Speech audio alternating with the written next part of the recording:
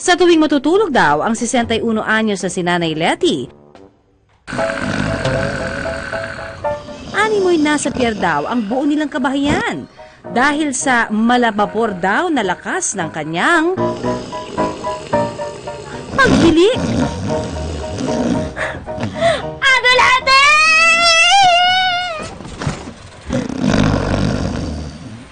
Ay, ikaw nga! Ate Letty! Magpatulog ka naman! Anong gagawin ko sa'yo, Ate Letty? Dahil nga raw malimit na naghihilik sa gabi, madalas daw sumasakit ang ulo ni Nanay Letty paggising sa umaga. Sinasabihan ako na ayaw nila sa akin tumabi. Dahil nga sa sobrang hindi sila nakakatulog sa hilik ko.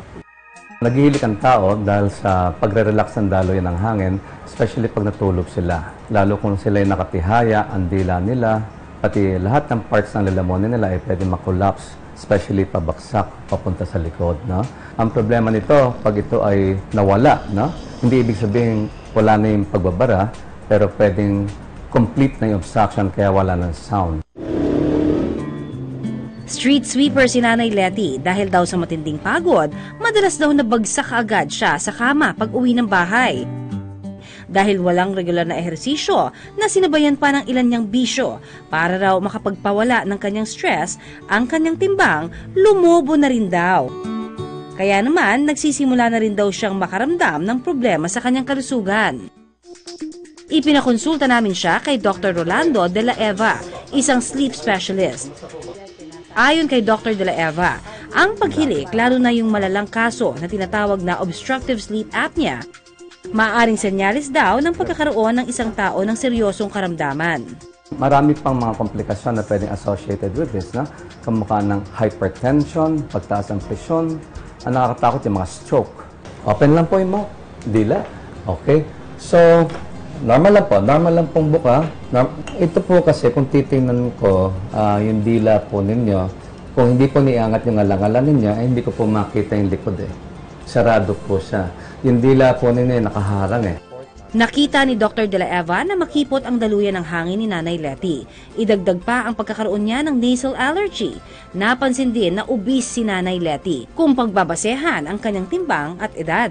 150/80. Dapat ma-check siya, ma-work up para masabi natin kung wala at meron siya ng tinatawag na obstructive sleep apnea. Kasi itong obstructive sleep apnea, yun po yung pwede po magbigay sa inyo ng komplikasyon. Payo ni Dr. de la Eva, sumailalim si Nanay Letty sa tinatawag na sleep test para malaman kung meron siyang obstructive sleep apnea o yung kondisyon kung saan tuluyang nababarhan ang daluyan ng hangin kapag natutulog na delikado sa pasyente. Pero sa simpleng kaso raw ng paghihilik, maaari raw itong maiwasan sa pamamagitan ng pag-treat sa bara ng ilong para mas maging maginhawa ang paghinga. Bilisan mo pa! Sige, go na! Makabubuti rin ang pagbabawas ng timbang sa mga obese sa pamamagitan ng pag-eehersisyo o pagtakbo 1 oras kada araw. A-E-I-O-U! A-E-I-O-U! Pwede rin gawin ang ilang jaw at tongue exercises.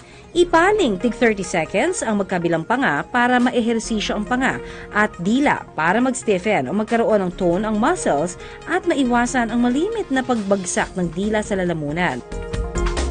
Pwedeng lagyan ng bola na nakabalot sa medyas ang damit pantulog para mapuwersang tumagilid kapag natutulog. Hanggang masanay sa ganitong pwesto. Nakaside kasi nga, syempre by gravity, pag nakatihaya ka, ang dila mo ay pwedeng bumagsak sa likod. So, syempre, yung dila mag-occupy ng space at kikipot lalo yung lalamunan. Oo. At minsan, yun nga, iba, mas comfortable sila na nakadapa kasi ang dila nakabaksak paharap. So, hindi siya nakabara sa lalamunan. No? Pero ito yung mga panandalian or pansamantalang mga pantulong lamang.